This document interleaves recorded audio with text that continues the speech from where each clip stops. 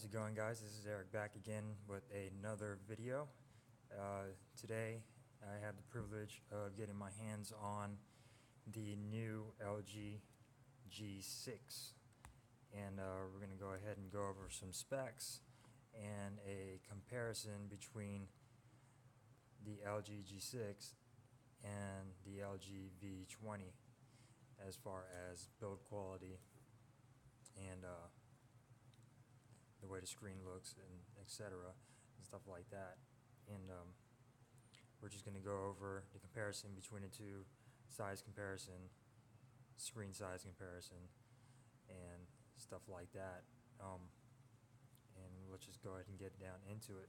This is the LG G6, the new big dog in town. It's a really nice phone. It feels really small in the hand. It's kind of an illusion. It's a big screen, but it feels like a really small phone, like almost as small as the Galaxy S7 Edge, but the screen is taller, if that makes any sense at all. But it's almost like it's an illusion. But here is the phone in the front and the bezels, and it's a really nice looking phone as far as the display goes and everything. As far as stuff like apps and everything, they're all pretty much almost similar to the LG V20. I got a different theme on here, but as you can see, things are pretty much almost the same as far as the UI goes, and as far as the apps go and everything. But just going to go over a comparison of the two and give you guys a first look sort of the LG G6. And let's just go over some quick specs on it. The LG G6 is just come out yet. It was for pre-order on the 22nd, and it came on, I believe, the 24th. I'm not sure, but I was able to get my hands on one, and I couldn't resist coming to take a video of it and showing it off to you guys. As you can see, the screen is really nice. Let's start off with the screen. It is a IPS LCD display, and it has an always on display as well. It's a 5.7 inch 18:9 ratio aspect ratio, which means it splits completely in two. As far as doing a split screen on there, I don't like get a split screen on it, but it splits completely in two as far as getting split screen on there, which is really nice. You could get two different apps and it completely switches it in half, which is really nice.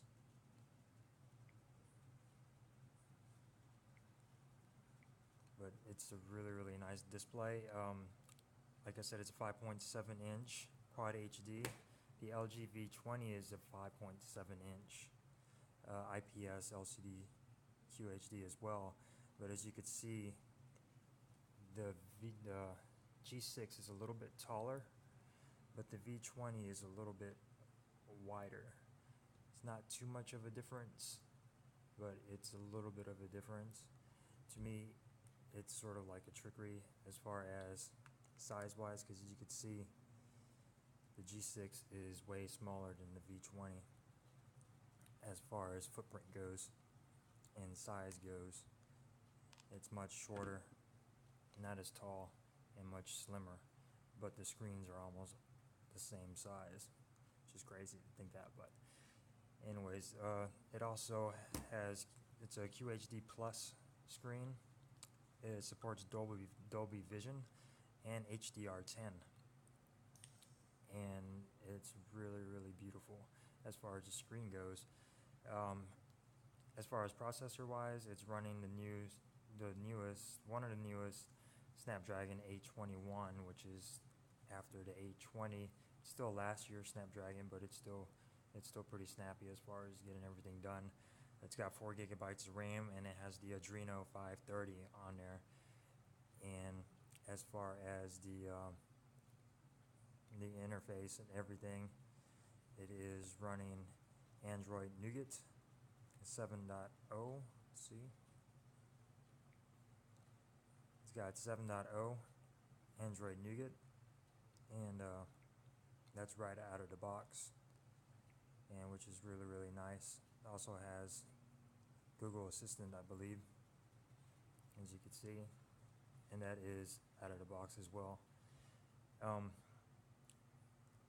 The screen is really, really nice. It has that 2:1 aspect ratio, which will cut it in completely in square, and it's really, really nice as far as the usability and the way it feels in the hand when you're watching videos and stuff like that. It's gonna really, really pay off. But it's also running LG UX 6.0. It's the UI on there. I believe the LG V20 has the same thing too. It's got Corning Gorilla Glass 5 on the back. The camera also has Gorilla Glass on it, so you don't have to worry about breaking it. There's no camera hump, which is really, really nice. They sort of made the glass raise up towards the camera to make it flush, and it's a really, really cool feature. Really, really sleek, and not like the camera hump on the V20, which is not too bad, but it's still there. As far as storage goes, it has 32 gigs of storage, which I believe 22 should be left over. I'm not quite sure. So 15 gigs out of 32 is what's being used. So that is almost half of it, which is the only gripe about this phone. They should have came out with 64 gigs of storage, but you also have the option for a micro. You also have the option for the SD card on the side, which supports up to 256 gigabytes of storage and memory. The cameras, we have 3 cameras on this. We have a 5 megapixel front-facing camera with a f.2.2 aperture, and it records up to 1080p on that. And then we have the rear-facing cameras, which they're both 13 megapixels. The main shooter is a 13 megapixel with a f1.8 aperture, optical image stabilization, phase detection, and autofocus. The wide angle is a 13 megapixel with a f2.4 aperture with no autofocus, no phase detection, but it still takes really, really good pictures, and you don't sacrifice the quality when you want to take a wide angle. You want to take a wide angle shot of things, which is really, really cool. And you also have this cool feature for camera roll, which also shows the recently taken pictures that you have taken on the side. It takes advantage of that space right there. As far as the software goes, you have a whole bunch of different modes: pop-out mode, auto mode, snap, panoramic. You got your slow-mo, you got your food, and you got your manual controls and stuff like that, which you could change to manual, and it gives you all of these different controls. You know, you've seen them all before, same as the V20, same as the G5, you know, your white balance, you know, your autofocus, manual focus, stuff like that. And let's just go back to the modes. As far as, we also have square, which allows you to take different shots, and you could post them in little squares. Just take a snapshot, and it'll show a preview at the bottom of what you just took, which is really, really cool. And you could just keep shooting, and it'll show the preview of what you just took, which is really, really cool. So you like a focus right there, and that's a nice little feature that you could do, and you could share it to wherever you want to share it to. But yeah, you have different options as far as the square mode, which is really cool option. A lot of little tweaks on the camera, you know, compared to the V20. The V20 still has a nice camera, but the G6 is going to be a lot better. As far as the audio, it does not have a quad DAC. It does have a headphone jack, which is really nice. It does not have a quad DAC. The only versions that have a quad DAC are the ones going to be in different regions like Korea. Instead, we get wireless charging. But it's got a 32-bit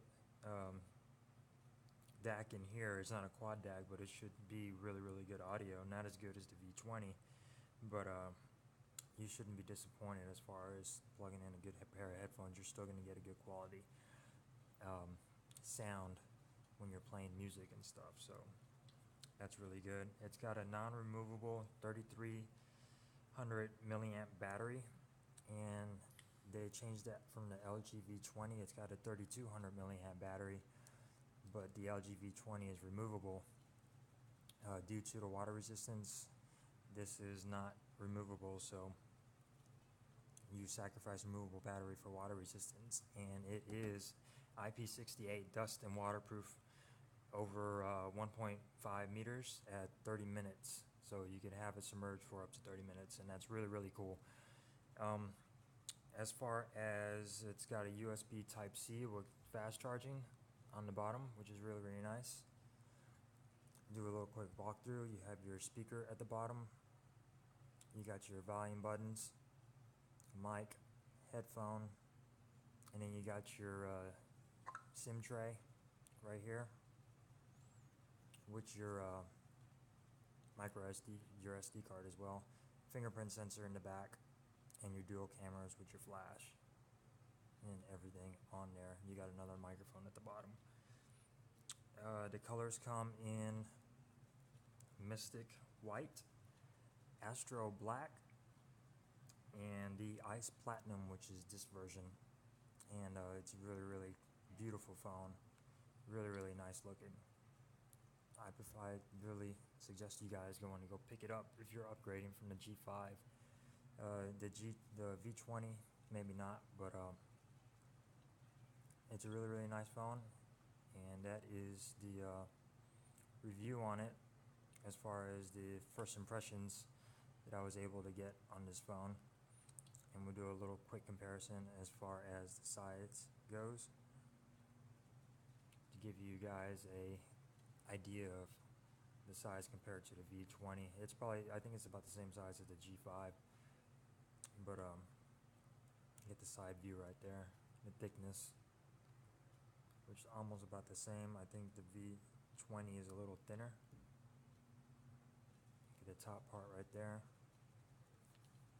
And you got the backs. The V20 is definitely a beast of a phone, but it's still a really nice phone. And this one feels really good in the hands. It's really good with that single hand use. You're able to reach all the way across the screen, which is really nice.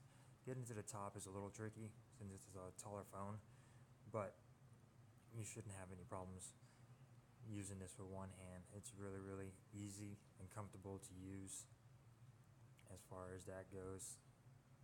When you're watching videos, let's see if I go to YouTube.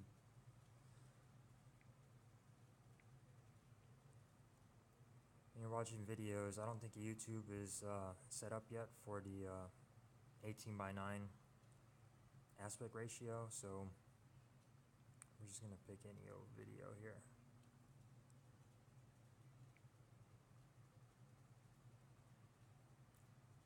When you're watching it on the side, you are going to have these black bars if it doesn't support the new 18:9 aspect ratio, which is kind of a bummer, but Netflix, I think, supports it, so you won't get the black bars on the side. You're going to take advantage of the full screen when you're using Netflix and Hulu, stuff like that.